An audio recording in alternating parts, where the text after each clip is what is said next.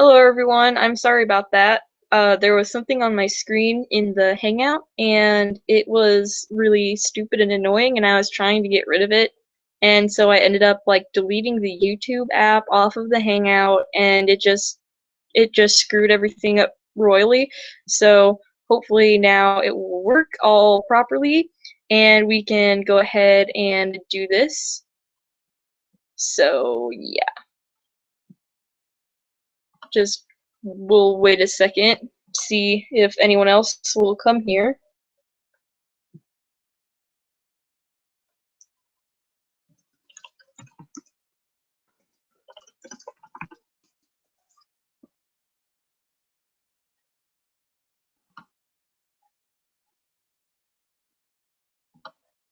Just hoping that everything's going right. Okay, glad to hear it. So to those of you watching the recording, we might wait a little bit just to make sure that everyone who's going to come here is here, because this is a live event. I know you guys will be watching it as a recording, because I know that there are some people who are interested in watching this, but who have work and school to do, so you guys can watch the recording, but we might have a few minutes of inactivity at the beginning just to make sure everyone's here. Yes, play that Jeopardy music.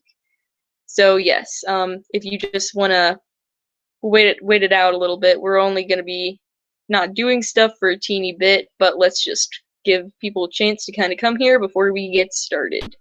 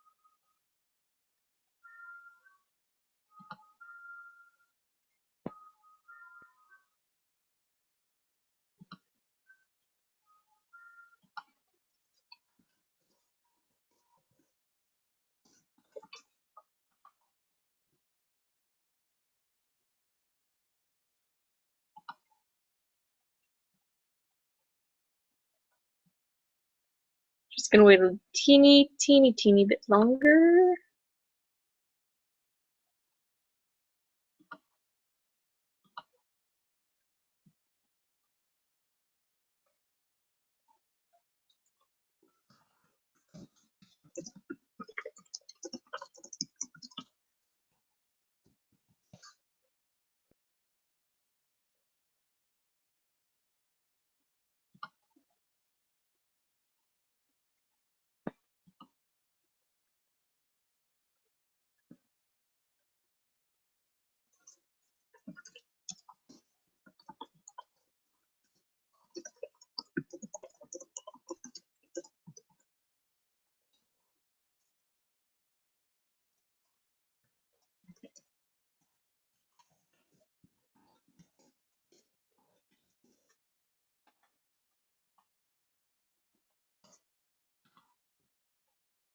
Alright, okay, I'm sorry. It's alright. Okay, so now, first, even though there are only 2 people here, if you guys have any questions or anything, just put it down in the chat there, because we finally have a functional chat now, which is pretty amazing because Sapphire and I were struggling like no other the other day trying to figure out how to get a chat feature to work on Stupid Google Hangout on Air, and I figured it out. So now we can do it, so you guys can ask me questions and all that stuff. So we can start. Okay, so keep in mind that this is also going to be a recording that's going to be up on the channel that anyone can go see. I was planning on making a video about this anyway. So yeah, this is going to be our first stream, so it might be horrible, but we're just going to try and do it not horribly as possible.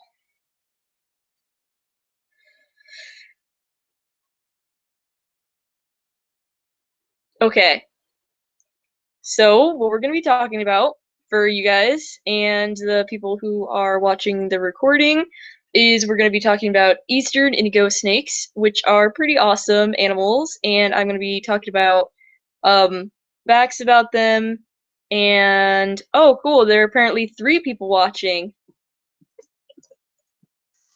So that's really cool. Okay. So we're going to be talking about facts about indigos, and then we're going to talk about how I know about them and kind of my personal story with them. And then we're going to talk about issues they're facing and their conservation and how people can help them and help further their conservation and help get people to know more about them and stuff like that, which is pretty important because, like I said, these are really cool animals, and hopefully we can all work together to protect them and preserve their habitats and all of that. So with that, let's get started. So Eastern indigo snakes are the largest non-venomous snake in North America, and they average at about 6.5 to 7.5. Oh, what's their species name? You know what? Someone just asked me what their species name is, and I'm honestly not sure. That is one animal that surprisingly I don't know. So I'm just gonna go sneak a peek really quick at what their Latin name is. I really should know that. I should know that. It's Drymarchon cowperi. I probably butchered that pronunciation here. I will copy and paste it down in the chat pod. I have no idea how to pronounce that, but that's their Latin name. And they are in the colubrid family, so they are not venomous. And as I was saying, their average length is 6.5 to 7.5 feet, but they have been known to grow up to 8+ feet. I think the longest was about 9 feet in length, which is a pretty long snake. But unlike constrictors like pythons and boas, they're very, very thin, and they're not really big and bulky. So even though they're very long, they're not a really bulky snake. They're very thin and just long. They have black scales that in the right light can look kind of blue, and the black scales are uniform, but some snakes vary in the color of their belly. Some snakes, like all the snakes that I've ever seen of this species, have silver, grayish belly scales, and others have tan, rusty colored, dark red, or even salmon pink bellies, and all of the variations, in my opinion, are very, very beautiful, and they're definitely one of my favorite animals, and I think that they are one of the most gorgeous snakes and just animals as a whole. They're a really cool thing to be able to see. So if anyone watching has never seen a picture of one or never seen one in real life, I totally encourage you guys to look them up because they are awesome. And most snakes are nocturnal. Sapphire just asked me a question if indigo snakes were diurnal or nocturnal. Most snakes are nocturnal, including indigo snakes. During the day, they tend to kind of lay around and soak up sunlight because they are cold-blooded. So they need to be in a warm environment to get enough energy to really move around. So they lay in the sun all day, and then they go hunting at night. But wait a second. I am going to double check that because I feel like I have seen videos of them hunting during the day. I know that most snakes are nocturnal, so I'm not sure. Here, just let me check on that real quick.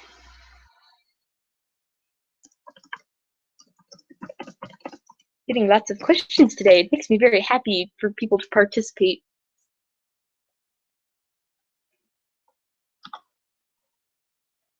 You know what? I'm going to go to my zoo's website because they tell you that kind of thing, and I can't find it on Wikipedia, so I'm just going to go to my zoo's website because we still have the information for Eastern Indigo Snakes on there. So I will go look at that because I know they always tell you if it's nocturnal or diurnal. And I will get. Oh, okay. So they are diurnal, which is weird. I'm so sorry I didn't know that. That's terrible. But most snakes are nocturnal, but apparently indigo snakes are diurnal. So you learn something every day. Even though I know a lot about them, we've just learned that they're diurnal. So that's pretty cool. Because I was gonna say they were nocturnal, but then I thought I've seen videos of them hunting during the day. So apparently they're diurnal. All right, so another question was, do they imitate any other snakes, or does their appearance have a purpose? I'm not sure that necessarily their appearance has a purpose, but they do. Their main prey source is actually other snakes. And the reason for that is because one of the first things everyone kind of learns about snakes is that, they have jaws that aren't together like ours. They kind of have two separate lower jaw bones that can separate when they open their mouths. So the reason for that is they can open their mouths really, really wide and swallow things that are many, many times the size of their head. But Eastern indigo snakes do not have that adaptation. They do not have those separate jaw bones, so they can't actually open their mouths very wide. So one of the things they eat most is actually other snakes because they're easy for them to swallow because of their shape. And they have actually developed they're immune to eastern diamondback rattlesnake venom. So they actually eat a lot of venomous snakes because they are immune to their venom, which is pretty cool. So I don't know if they're if their appearance is really a purpose, but they do eat other snakes. And yeah, and actually when they're threatened, they might rattle their tail, and if there are leaves or things, they can make it sound like they are a rattlesnake to scare predators away, and they flatten themselves down and they'll hiss at you. But most indigo snakes are actually very, very calm, and they'll try to intimidate you away, but if you pick them up, they will rarely bite you, even if they're wild. Now, I knew a very, very grumpy indigo snake, but I'm not sure what her problem was. She just had issues. But most indigo snakes do not bite people very often. Even if you pick one up in the wild, they probably won't bite you. But they just try to intimidate things by hissing, flattening themselves, and rattling their tail to try to sound like a rattlesnake. And then, besides eating other snakes, they also rely heavily.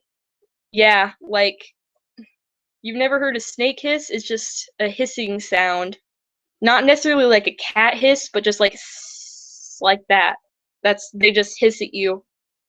If you are trying to harass them, they will hiss at you to try to scare you away. But their bark is literally worse than their bite because they hiss at you and they'll rattle their little tails, but they're not gonna bite you most of the time. And even if they did bite you, they're not venomous, so it wouldn't be the worst thing. But snake bites can be kind of painful.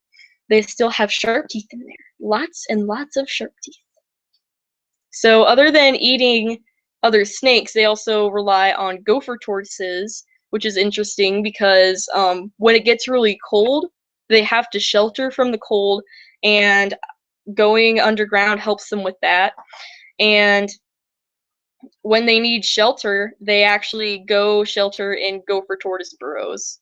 So they really, really need gopher tortoises because, as you can probably imagine, snakes aren't the best diggers, but gopher tortoises dig burrows, and the snakes can go in there and hide in the burrows if they need to. And also, they use gopher tortoise burrows to lay their eggs in and use as nests. So gopher tortoises are really, really important to them. And sadly, they are also endangered, which we're going to talk more about the conservation status and conservation and all that later. But yeah, they really rely on other snakes and gopher tortoises because other snakes are their food, and then gopher tortoises are what they use for burrows and stuff. And that's awesome that you like gopher tortoises. Indigo snakes are my babies, so my babies rely on your babies. Someone in the comments just said gopher tortoises are my babies. I totally can relate to that because, like I said, indigo snakes are my babies. And I was actually horrified because I heard of the thing where a bunch of people, they actually mistook gopher tortoises for sea turtles, and I don't know how many people were involved, and I don't know how many gopher tortoises this happened to, but they picked up these gopher tortoises and started lugging them to the ocean and dumping them in the ocean because they thought they were sea turtles. They're like, I'm gonna do these turtles a favor, like taking them to the ocean, and then they drowned. So I was horrified. I was like, that's terrible, especially because gopher tortoises are endangered. That was crazy. I couldn't believe when I heard that. But yeah, and they speaking of the ocean, where they live is like the southeast east coastal United States, so like Florida and Georgia and stuff like that. So if anyone has any questions, now would be an awesome time. I know, that's my reaction. That horrified face, yeah. I was extremely shocked when I heard the thing about the drowning gopher tortoises. It's like, I mean, I know that not everyone can tell the difference between certain animals. For example, I have a llama at my zoo, and literally 80% of the people who go through the farm ask me if he is a camel. They think the llama is a camel. So I can tell that people have a hard time differentiating certain animals who look similar, but it seems like you would be able to realize that legs and flippers are two different limbs, but that's just me. How do they eat other snakes? Pretty much how they'd eat anything else. I'm not exactly sure how they subdue them. I've seen videos of them. They kind of just nip on them and then grab them at some point. Yes, they think that the llama is a camel, which llamas, fun fact of the day, actually are camelids. They are in the same family as camels, but they're not camels. And it seems like people would realize that the llama does not have a hump, which is the thing that defines a camel. But some people. But they just pretty much bite down on the snake that they're trying to eat, and then they just swallow it, usually head first. Just how they'd eat anything else, like a mouse or anything. They just eat it. And like I said, they eat venomous snakes because they actually are immune. And yes, I believe that while they're smaller, indigos have to eat like smaller things, obviously, like maybe small mice. I know that some baby snakes actually eat insects, like some smaller reptiles actually eat things more like insects. Indigos might do that. I'm not sure quite how small they are.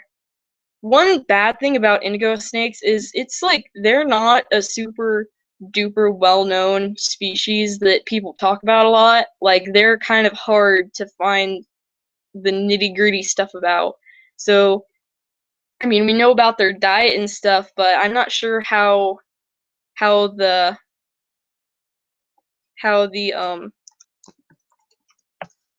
what the babies eat. I'm not 100%. I'm not sure like what the lifestyle of baby indigos is. So I'd assume that they just eat smaller stuff like mice and maybe insects. And because, I mean, obviously a baby indigo snake couldn't eat like a full-grown Eastern diamondback. So,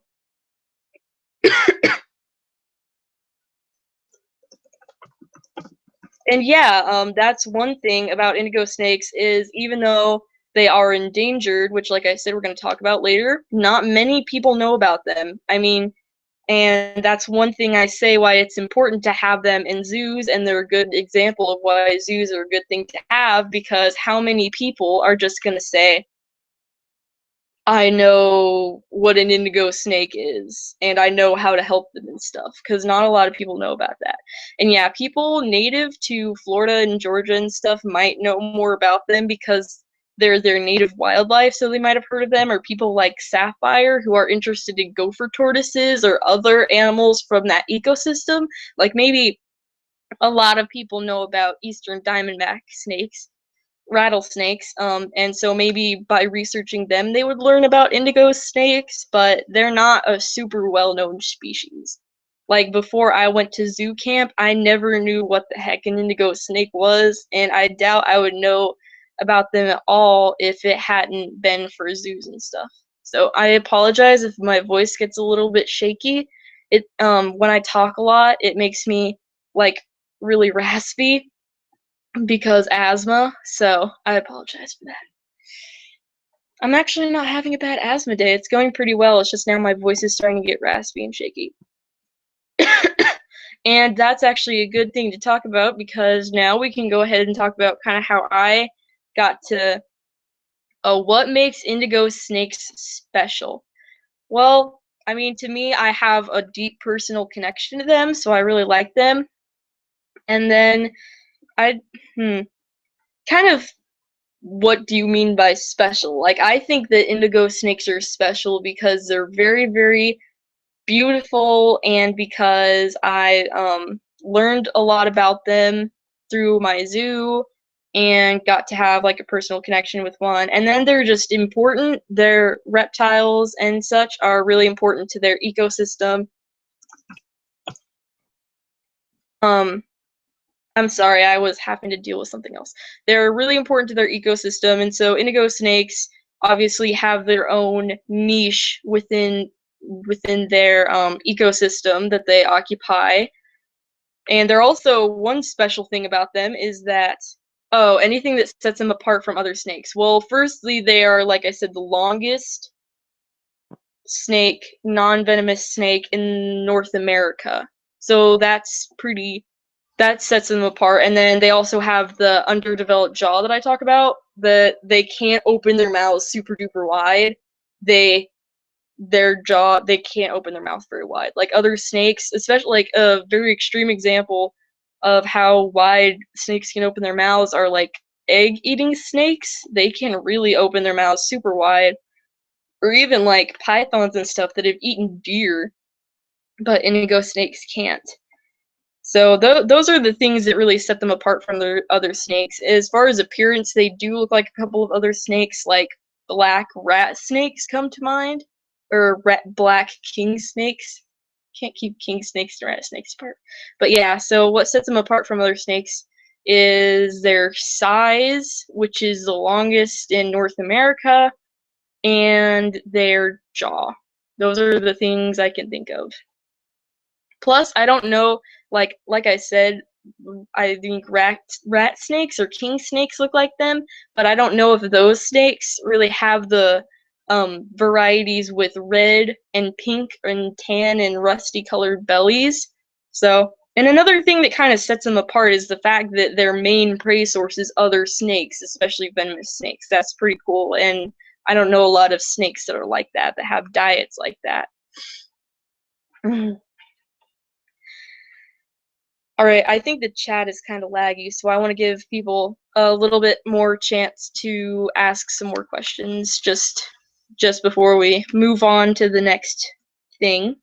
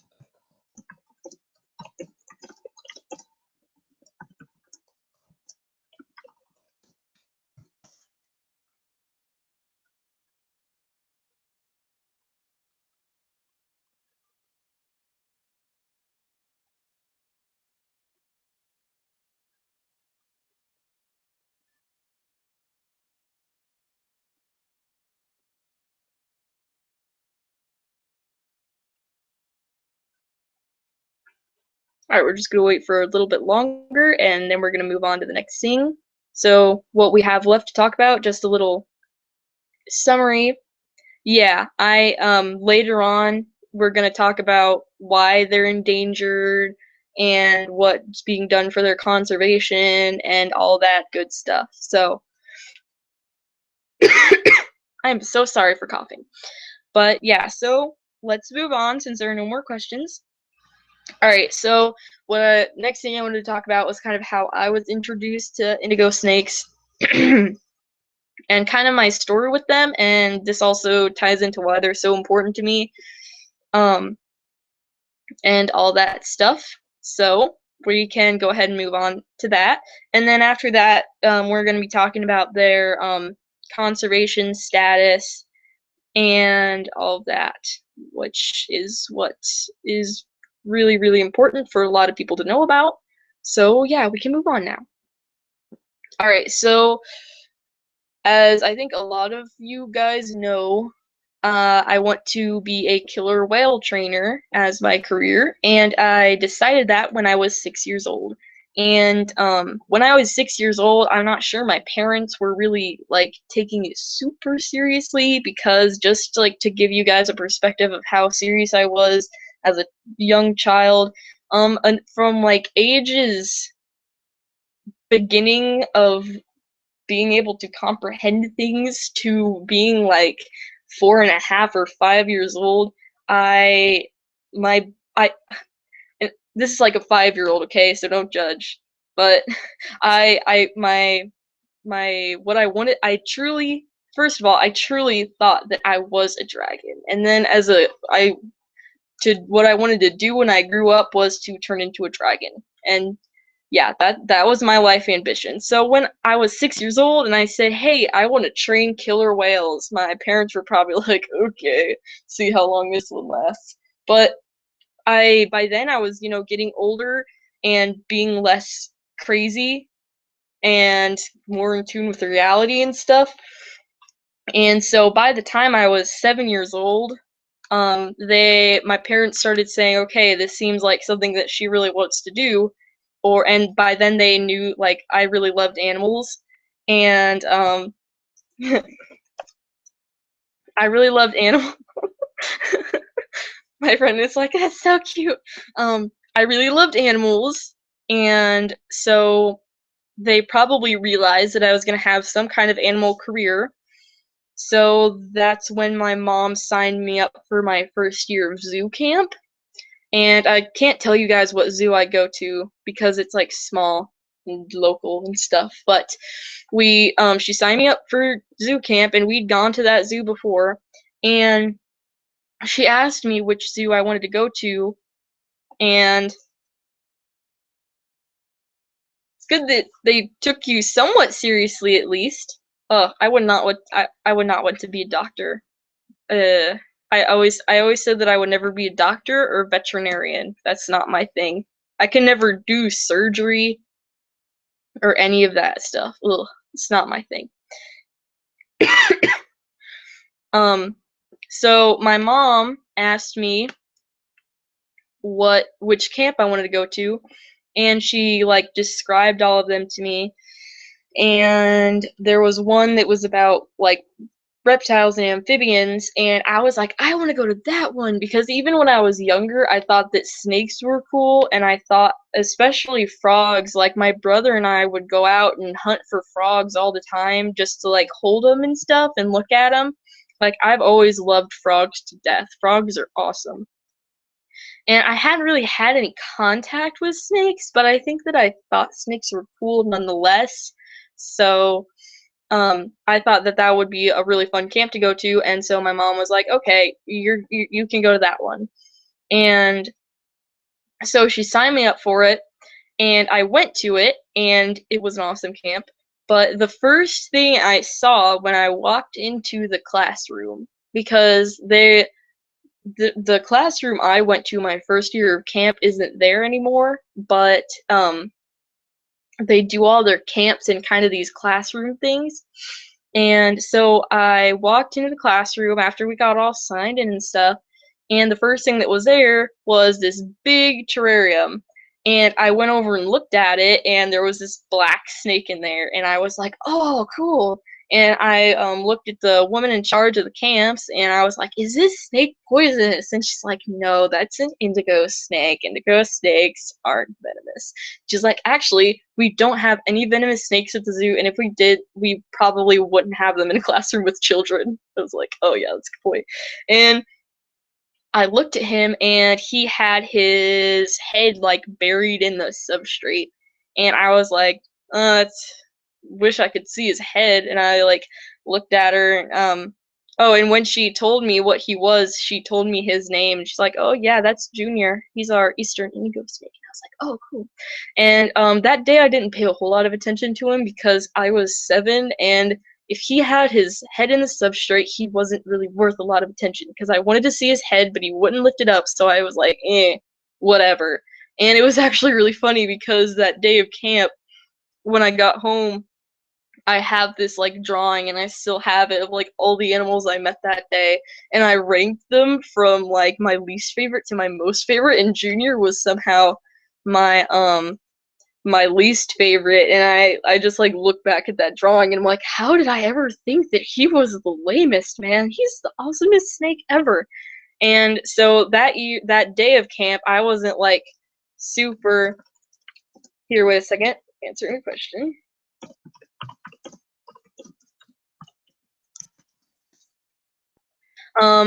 I wasn't like super. I mean, I thought he was really awesome looking, but he wasn't like my favorite animal ever. And then by the end of the week, we got to actually have an encounter with him, which is when they take out an animal, and we get to they tell us facts about them, and we get to touch them and stuff. Yeah, the first day of camp, Junior was my least favorite. Like, I don't even know how that's possible. I, I it just blows my mind. It's because I was 7, and I was just annoyed at him because he had his head in the substrate. I was like, "You stink." But then when we got to actually have an encounter with him, I was like, "Okay, he's really cool." Because we got to touch him and stuff, and he was just awesome. And when he's all spread out, he was long. I wish I knew what his actual measurements were, but like I said, indigo snakes are like the longest um native non-venomous snake in North America, and he was a long snake, and he was very impressive, and with the lights all glittering on his scales, and we got to touch him, and he felt so cool. And I really fell in love with him. I was like, okay, forget the whole me being mad at him with the substrate thing. The snake is really cool. And so I really fell in love with him. And then as the camp years went on, I had an encounter with him almost every year, I think. And the older I got, I like appreciated him more and more. And pretty quickly became like my favorite animal at the zoo. And there was one year that was especially awesome, and they brought him out, and that was like only, I want to say, like 4 or 3 years ago, maybe 3 or 2. I'm not even sure, but I can't keep track of time. But it was only a couple of years ago, like a handful of years ago, that I went to camp. It was like the second to last year I went to camp, so that was like, I think, 2 years ago. 3 years ago. I'm so sorry. It's 3 years ago, and they brought him out, and like I said, by then I knew him really well because I had seen him like every year. And even when we didn't have an encounter with him, I would make sure to go and see him like every day that I could of camp, just to say hi to him and look at him in his terrarium and be like, "It's Junior," and just look at him and his awesomeness. And then there was this day at camp that we got to have an encounter with him, and she brought him out, and I was like, "Oh, hey, it's Junior," and I always just got this like super happy feeling. And we got to, hear facts about indigo snakes, and we got to touch him. And then I think we had some time to kill or something, because encounters usually didn't last this long. But the educator was like, so do you guys have any questions? And there's one person who raised their hand, and they were like, hey, can we let him slither around on the ground a little bit? And there was like my half of the class that was screaming, yes, that sounds so cool. And there was the other half of the class who like ran to the corner because they're mostly girls, and they're like, ew, I don't want the snake on the floor.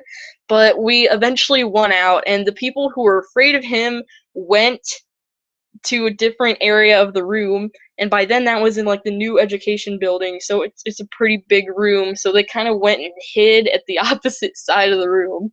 And the rest of us sat in a little corner, and they let him slither around, and they're fast. They are so fast, and it's really surprising because when you hold them, they're really, really calm, and they don't really move a lot, and they're just really chill about everything. They're just kind of hang out. But when they're on the ground, man, they move fast. It was really cool to see. And then after we let him move around on the ground a little bit, she asked, okay, so do you have any more questions? And I raised my hand, and I was just like in the I can dream, can't I, state of mind. And and um and I was like, hey, can we hold him? Because by then he was like no questions asked, my favorite animal at the zoo. And I'd known him since I was 7 years old, which is pretty crazy. And I was just like praying. I'm like, please just let me hold this snake. It will be like so amazing. And she kind of like looked at me and kind of pondered for a little bit. Like I could see the wheels turning, and she was like, okay, I'll tell you what. If you guys all line up, because he's a big snake. I mean, he's a big snake. Like I said, I mean, probably he was around. I mean, I think males are the ones who are around 7.5 feet. So I mean, imagine like a 7-foot snake. So that's like as long as a really, really tall basketball player is tall. So that's a pretty big snake. So she was like, if you guys all line up, everyone who wants to hold him can line up, and I will hand him to you, and you guys can all hold him together because there's no way that you guys can handle him by yourself. And we were just like, that, yes, please, just yes. And once again, half of the class went and like hid in the corner somewhere because they thought snakes are scary.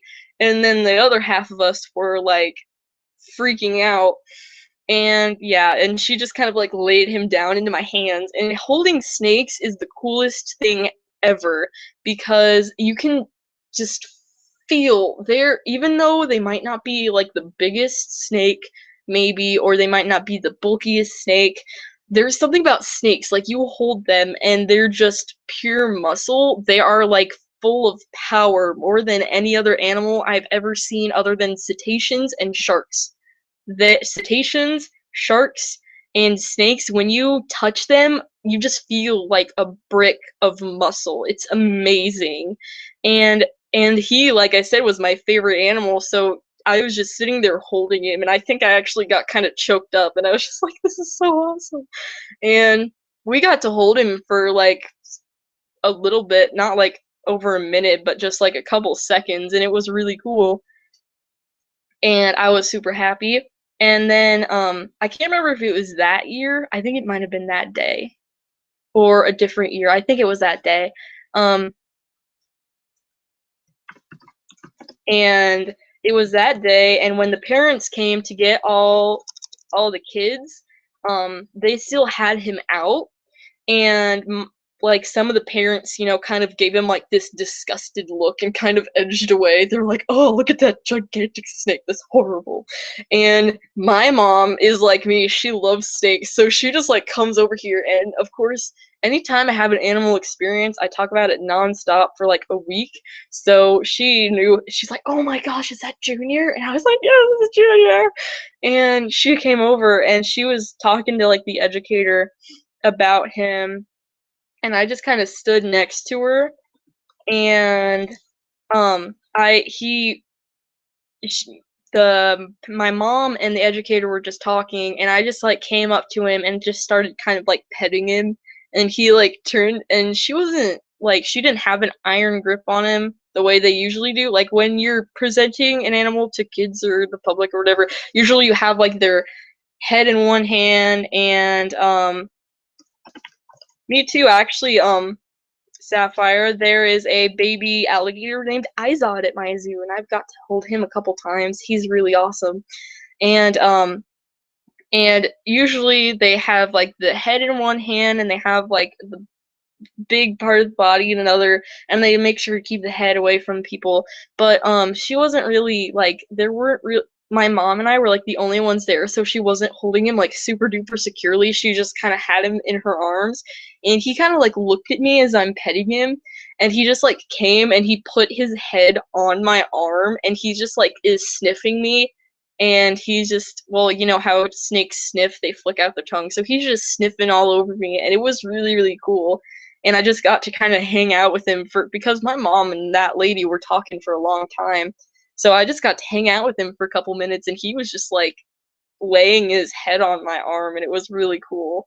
And so I got to have, I mean, I could ramble on. I've had more like, really awesome memories with him than that, but I probably shouldn't talk about all of them, or else this will last forever.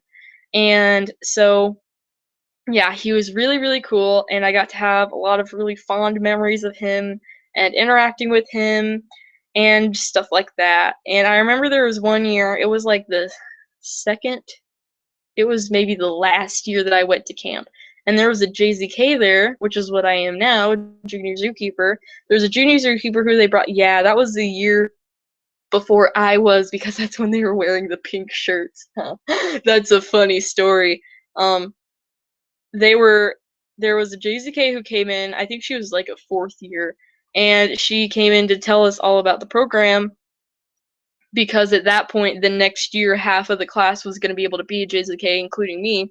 So, and she was talking about it, talking about the JZK program. She was talking about, like, the different tiers that some of the animals are on. She's like, I think the indigo snake is a tier 3, and I was like, are you kidding me? Because I knew that meant that I have to be JZK for 3 years to be able to take junior out, and that was, like, depressing for me.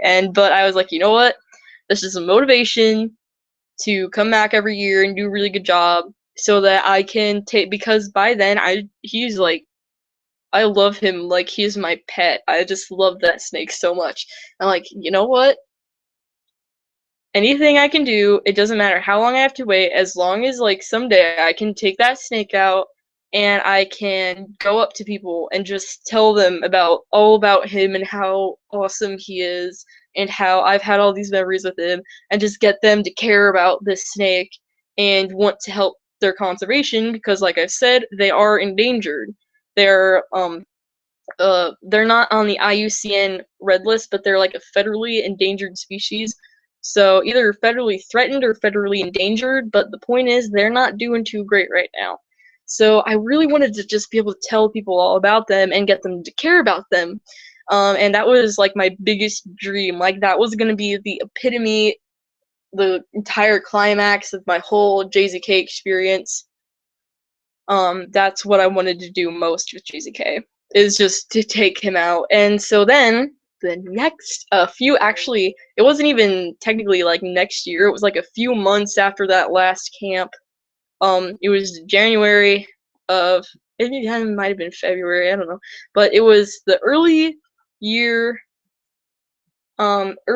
the year of 2014, and I had gotten into JZK. And the first year JZKs have to go to 4 training sessions. So I was at one of my training sessions, and we were being trained on, like, how to clean stuff, how to do good customer service, how to handle the animals, all kinds of stuff. And the training sessions are actually super fun. And so I can't remember what we were back there to do. I think she was just talking about that area, because there's this behind the scenes area where we keep all the ambassador animals that we use for education. Like, Junior was not on public display. He was an ambassador animal who was kept behind the scenes, And so we were in the behind the scenes area, and they were just talking about stuff, and I was kind of like looking at like, oh hey, there's a baby alligator. Oh hey, there's my favorite bearded dragon. Oh hey, my favorite bird, and just kind of like looking at everyone.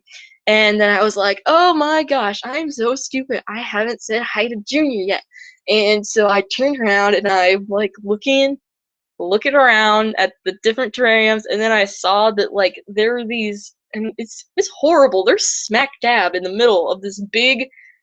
There's like these big black shelves that all the terrariums are on for everything, and the indigo snake ones are like smack dab in the middle of that. It says Eastern Indigo Snake above both of them because we did have two indigo snakes. One of them, Indy, who was the very bad-tempered one, who was there on a breeding loan, and she, ugh, horrible snake.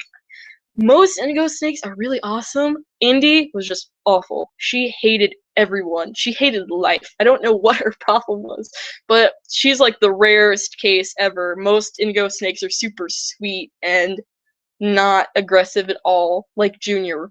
And yeah, so in the smack dab middle of this cabinet system are the indigo snake tanks, and they were totally empty. There was no substrate, there was no decoration, there was no snakes, the lights weren't on, it was just like completely empty, and I was like, no.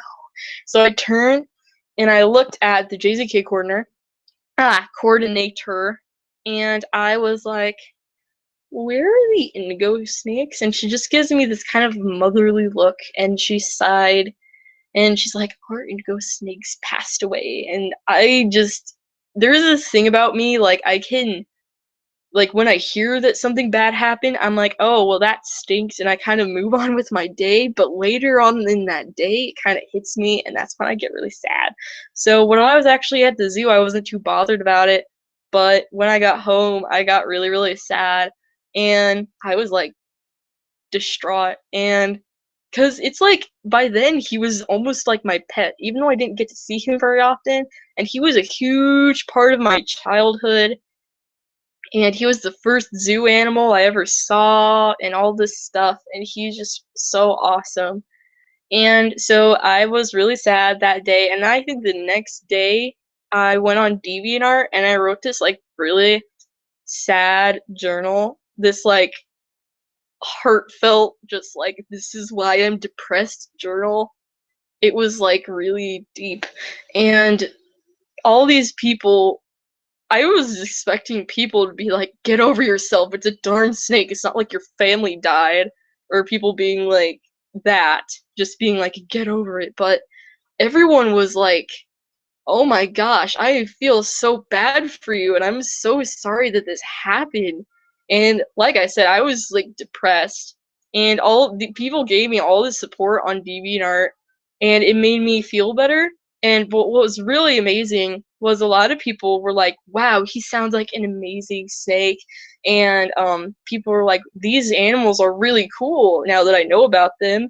And a lot of people, it wasn't just like, oh, I feel bad for you. It was like people were just really, really touched. Like, there were people who left comments and sent me like a lot of notes. Like, I got a lot of notes over that journal.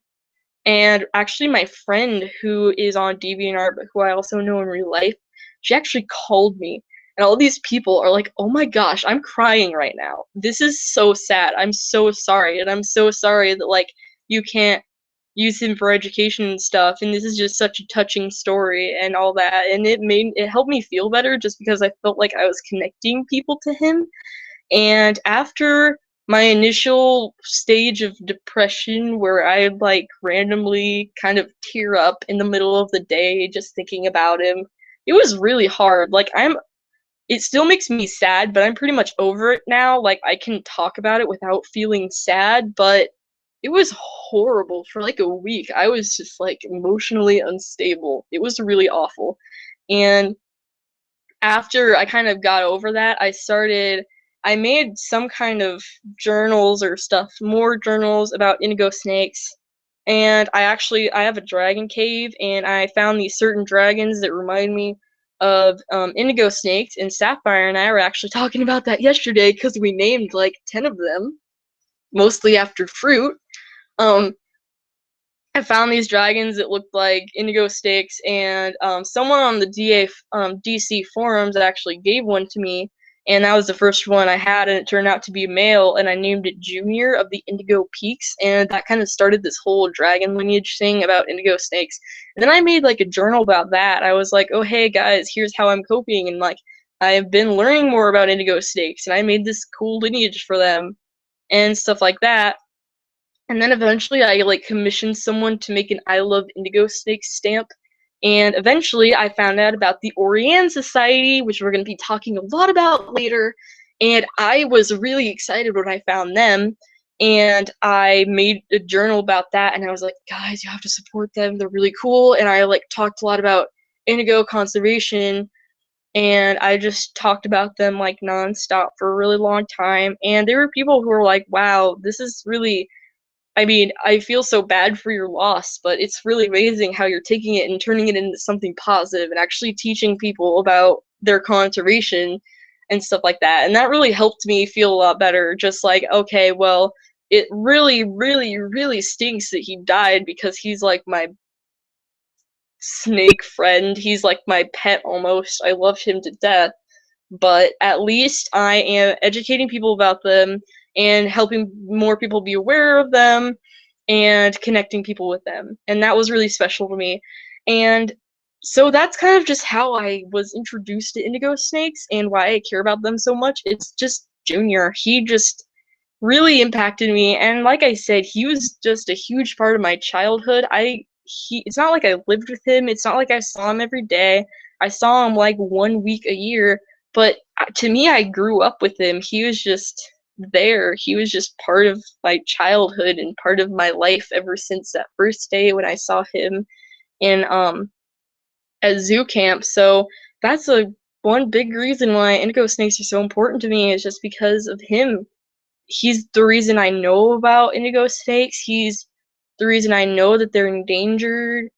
And yeah, so he really is a big inspiration to me. And I think some of you guys might have seen on Twitter, I started a couple days ago using like the hashtag Junior's Legacy, and I'm gonna keep using that. And that's because of him. Like, I feel like he started a legacy with me, and I want to continue that by teaching people about indigo snakes and their conservation and all of this stuff, and just doing everything I can just and it's for him. It's because of him. He's the one who inspired me to do it, and it's just thanks to him, and I'm so grateful for him to him and the amazing impact that he had on my life, and just teaching me about these amazing animals and causing me to care so much about them, because I need people to care about them because they're endangered and they're a big important part of their ecosystem. And so yeah, he's just a huge inspiration to me. And so with that, if Sapphire, who's the only one who's watching this now, has any questions about any of that, you can go ahead and ask me if you want to ask me anything about Junior or any of that stuff. Oh, and actually, I forgot to mention, that first week of zoo camp that I ever did, the last day of camp, they actually gave us all a bag with a little piece of shed skin, and it was from Junior, so I still have that from my first day of camp, and it helps keep me close to him. So whenever I get sad, which I still do kind of feel sad about it sometimes, I just go there and look at that and kind of hold it, and reminds me that he's still with me and that I still need to keep focused and make sure to just teach a lot of people about indigo snakes.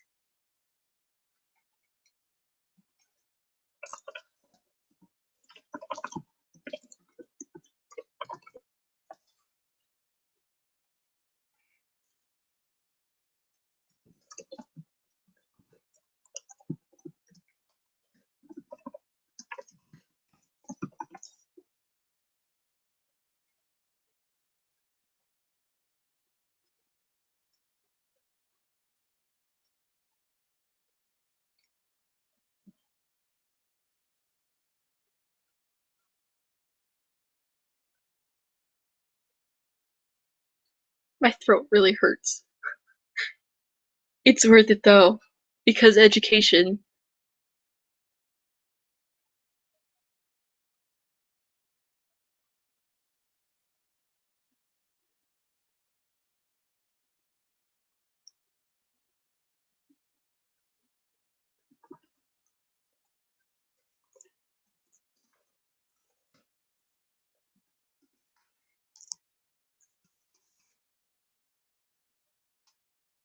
That's really awesome. So Sapphire, I believe it was at a zoo near her.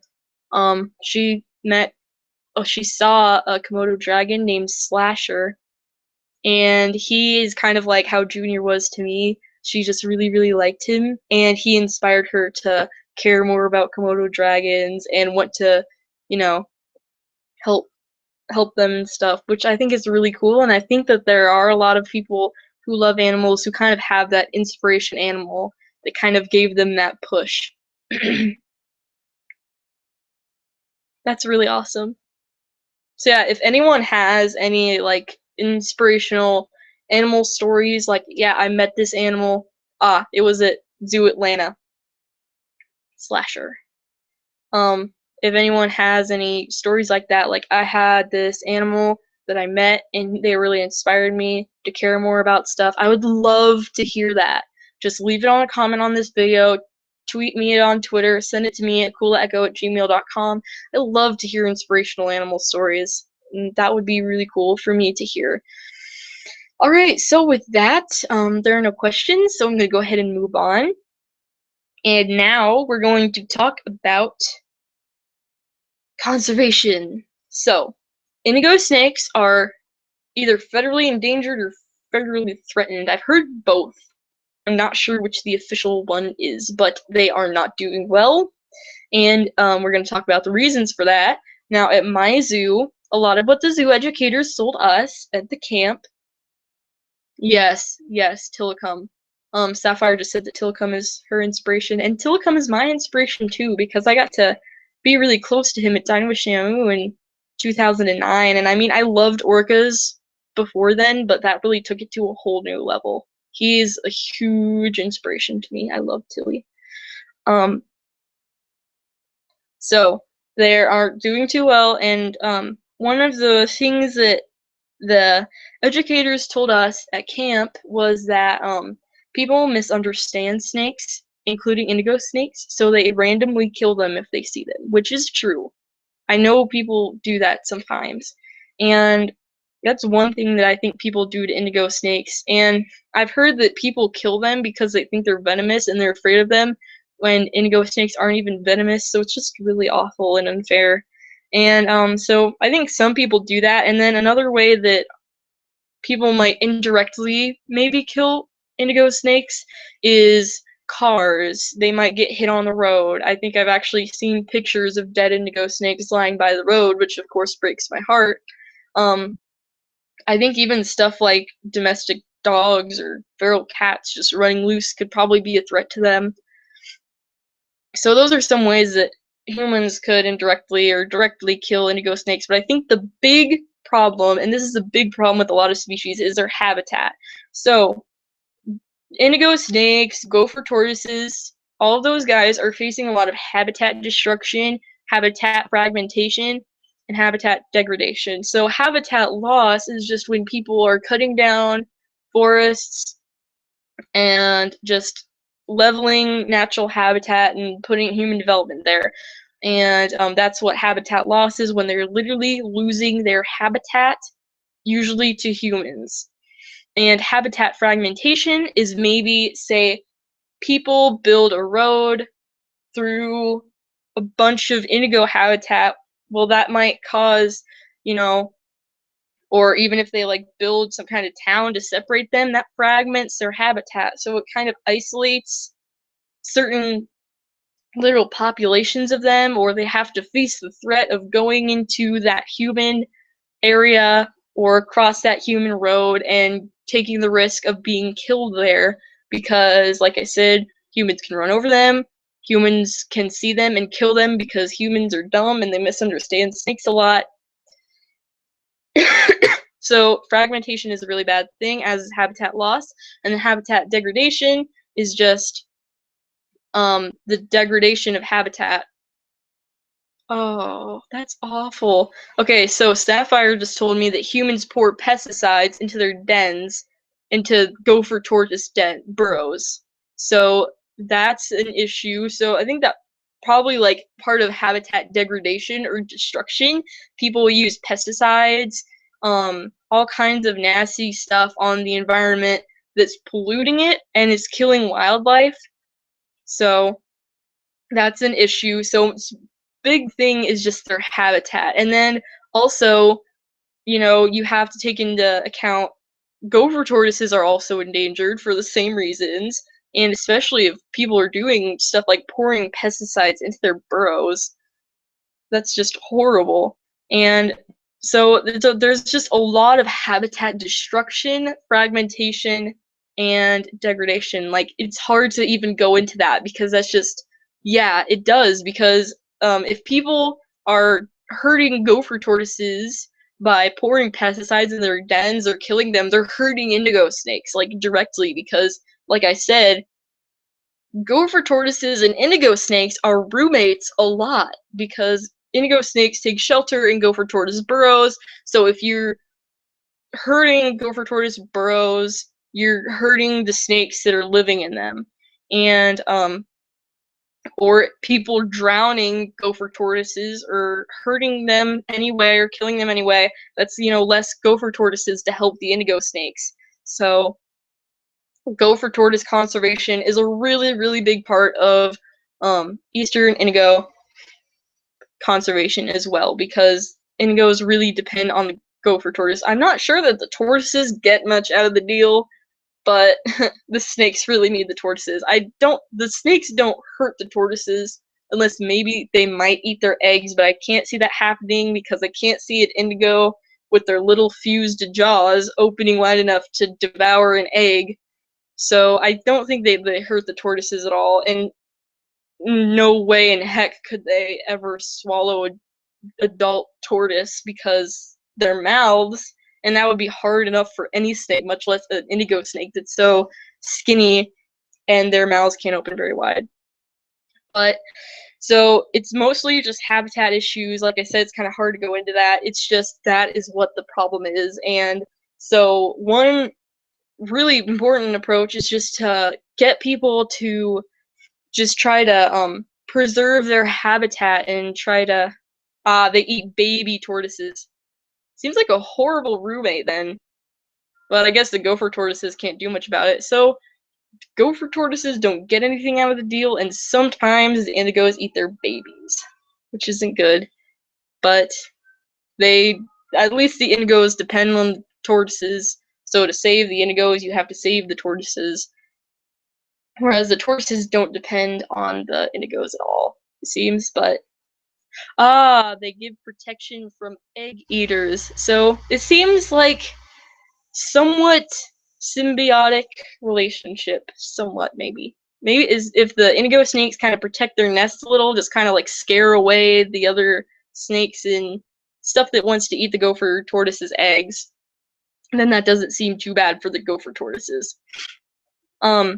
So yeah, what people are trying to do to help save indigos are helping preserve their habitat, which is really when you have an endangered species, the biggest problem you're going to see with them is like habitat loss, fragmentation, and degradation. Those are the three big things that are making species endangered and extinct. It is. So other than that, I think that's really the biggest thing, because pesticides, habitat, total destruction, and degradation, those are really just the big reasons why they're endangered. And so one thing that I learned about, and I learned a lot about indigo conservation just from the Orion Society, which is what we're going to be talking about, how to help indigos, and the organization that taught me a lot about indigo conservation is the Orion Society. I learned of them, I want to say maybe a month or more after Junior's death, because after he died, I looked into indigos a lot more because I knew they were endangered, and I really wanted to know more about that so that I could educate people about it.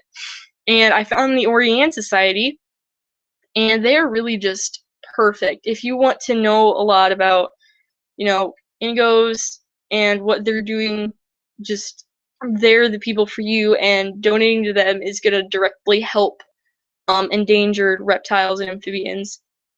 And they're actually, I can connect really personally to them because the way the Orianne Society started was a little girl named Orianne was given the chance to hold a Eastern Indigo snake, and I'm not sure if it was a wild one or a captive one.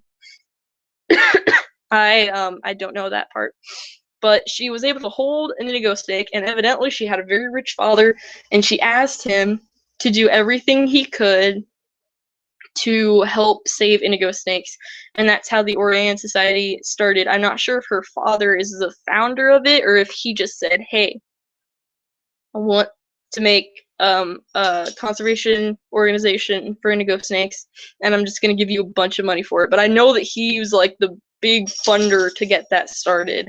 He was kind of the catalyst that gave them what they needed, which I can connect with a lot because the way I started caring about indigo snakes was as a young child being able to interact with Junior. So that really touched me.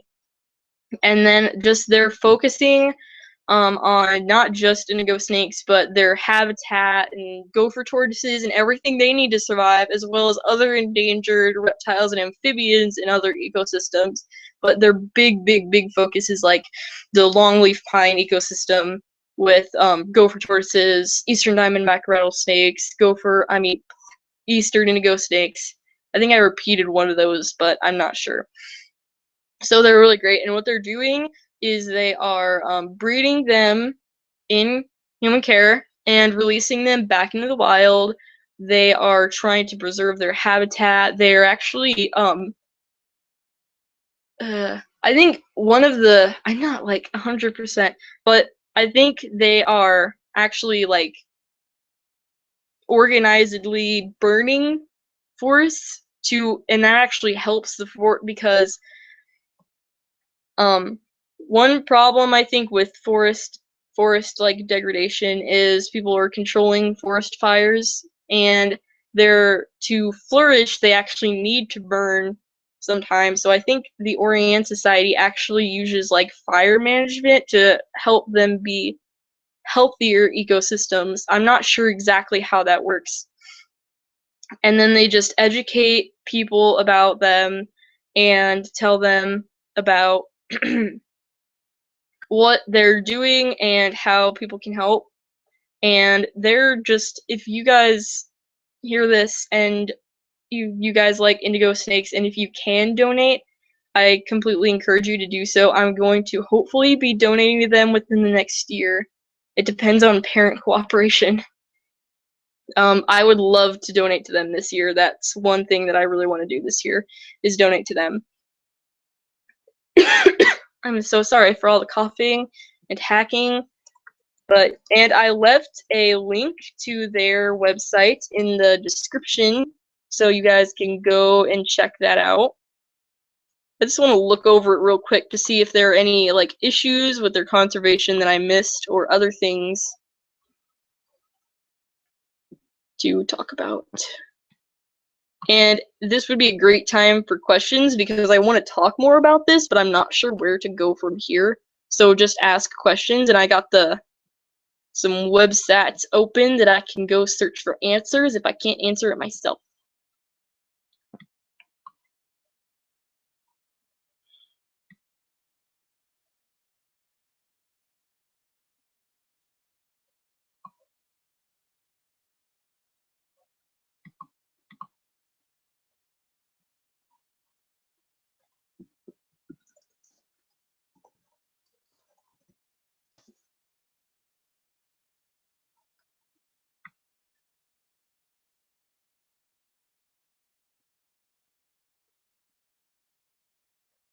But yeah, really the best way to help not only Eastern Indigo snakes, but all endangered reptiles and amphibians is to just educate as many people as you can about them. Like, tweet this video, because a lot of people, either they don't know that, these animals are endangered, or a lot of people don't know that. A lot of people just don't understand reptiles at all. They think that reptile. I mean, I am at a zoo, and I have educated people about these animals a lot of times, and from public opinion, from people who come to the zoo, which is everyday people, I mean, I've rarely met anyone who doesn't think, oh, reptiles are slimy and gross. Reptiles probably bite you.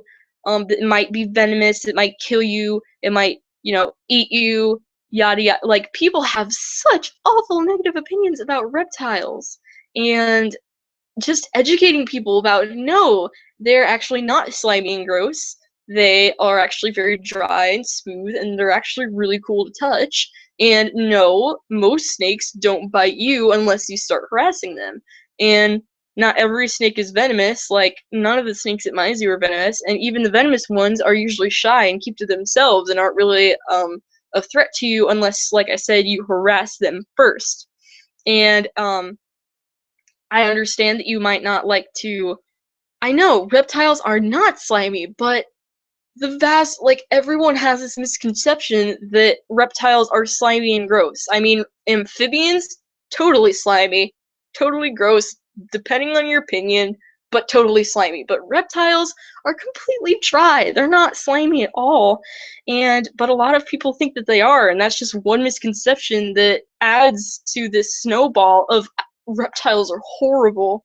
And I mean, I've literally had a ball python, and I was like, yeah, ball pythons usually get to be 3 feet. The maximum is 6 feet. And this woman was like, so will they kill you and eat you? And I'm like, okay, the snake is as big around as a very large grapefruit maybe, and it's a maximum 6 feet. It's not gonna eat you. That's not even possible. It would explode. It can't even eat probably a small child. A ball python cannot eat any person. And I mean, I've seen the opinions of. Here, wait a second. Oh, okay. So one of the I just want to answer this really quick. The Orion Society does support gopher tortoises because gopher tortoises are so important to indigo snakes, which is their big mission. And then also the Orion Society just cares about all endangered reptiles and amphibians, and so gopher tortoises fit that bill. So they totally support them, and they work to conserve them and conserve the habitat that them and indigos share. So the Orion Society does a lot for gopher tortoises and Eastern Diamondback indigo snakes are a thing now. Eastern Diamondback rattlesnakes. They do a lot for both of those species. So yeah, as I was saying, people, one time it was actually at a zoo camp that happened. It wasn't a JZK yet. There was a camper, and I had a ball python. The other person had a armadillo, right? And the people come up to the armadillo, and they say, "Oh, how cute is that? What's its name? Where do they live in the wild? What do they like to eat? How long do they live? Yada yada yada. Is it a boy or a girl? Blah blah blah." And then they come over to me, and I'm holding this ball python, and ball pythons are really pretty too. And they get this look on their face like, ugh. And they're like, "Is that poisonous? Will it bite me? How often does it bite people? Can that kill you? Will it eat you?" And they just ask me all these negative questions, and it just makes my heart sink. So the more people we can educate about this, the better, because obviously the public has a very negative opinion of reptiles. And if they hear that a fluffy panda bear is in danger, they're going, "Oh no, not the panda! The panda's so cute! Oh my gosh, we have to save the panda! Oh, this indigo snake is also endangered. Ooh, it's an icky snake. I don't like snakes. Snakes will eat you. Snakes are poisonous. Blah blah blah blah blah." So we need to try to reverse the bad, horrible, awful, wretched opinion that people have of reptiles to be more positive, and let these people know that these animals need just as much attention as fluffy pandas, because they are really important to their ecosystem, and they deserve to be saved just as much as any cute animal. And personally, like Sapphire, I think animals like gopher tortoises and indigo snakes are completely adorable. And I get not everyone is going to have that opinion, and not everyone's going to want to snuggle with a snake like I do, but at least we can get people to respect them and understand that they're important to their environment and that they need to be saved. So what you guys, everyone can do to help indigo snakes and other reptiles is just tell people about, they aren't horrible. They're not gonna kill you and eat you. Very few people have been like killed and eaten by snakes. Like the only snake that could even eat you is like a reticulated python and maybe an anaconda.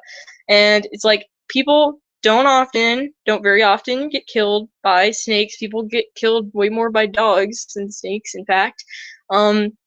They won't hurt you usually in the wild unless you harass them, which don't recommend that. And they're very important to their ecosystem. They're amazing animals, and a lot of them are endangered, and they do need to be conserved. And just as many people as we can teach about them and try to reverse this bad opinion and try to get more positive opinion and get people excited about it. And that's going to help them in the long run because, maybe, a person who hears you talking like me about indigo snakes and how awesome they are and you're going to be like, oh, hey, and there's this place called the Orient Society. Maybe they're going to go check them out. And they're going to say, wow, this website, it's really cool. The person who is talking about them is really cool. I'm going to go ahead and donate. Even if they donate like $5, if everyone just donated $5 to the Orient Society, indigo snakes would live in an infinitely better world. So just tell as many people as you can about how awesome they are and about places like the Orient Society that are working hard to protect them. And as far as like all reptiles and amphibians, like amphibians.org is another good thing. And I'm not sure as far as reptiles, but there are a lot of like amphibian conservation societies out there. So it doesn't take long to find them. So just go look for stuff, and if you can, just donate to stuff, and it's gonna help. And just even if you don't want to donate or if you can't donate, just tell people about these animals and how awesome they are, and about how important they are, and about what issues they're facing, and about how they can donate to organizations and all of that good stuff. So if you have any questions, let me know because I'm still gonna be here for a little bit. And if you don't have any questions, we'll probably wrap this up.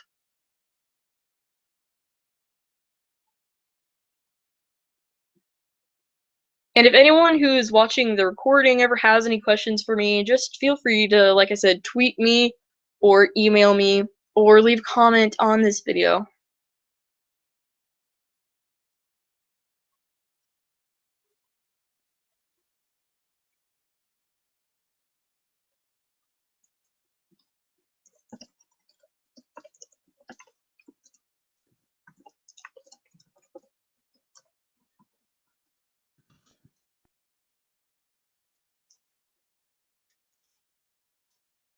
Alright, so we have no more questions, so with that, I think we're gonna wrap up this video. I hope everyone who watched it enjoyed it, and I hope that it helps you connect with these animals, and please, please, please feel free to show people this video, and just promote it as much as you feel like it, and just tell as many people as you can about these animals, and I hope you enjoyed watching it. And if you have any suggestions for things that you'd like to talk for me to talk about in the future, just tweet me, email me, leave a comment on my most recent video, all that good stuff. So with that, we're gonna go. So thank you to Sapphire and my friend who was here earlier for coming, and thank you everyone who's watching the recording. Your support means a lot to me, and it's going to ultimately help these animals, I hope. So thank you very much, and goodbye.